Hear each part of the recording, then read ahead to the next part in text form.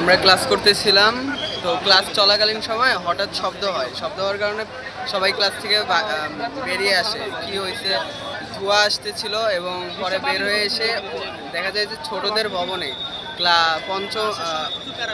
চতুর্থ থেকে পঞ্চম শ্রেণীর মধ্যে হবে এই ছেলেমেয়েদের ভবনে আর কি ফাইটার জেটটা পড়ে এবং প্রচণ্ড আগুনের কারণে অনেক ধোঁয়া এবং অনেক খারাপ পরিস্থিতি।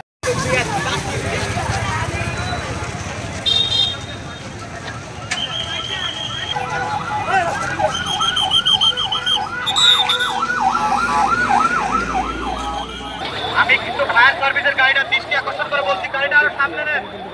গাড়িগুলো এখানে রয়েছে এবং ফায়ার সার্ভিসের ওই গাড়িটাকে সামনে নিয়ে যান।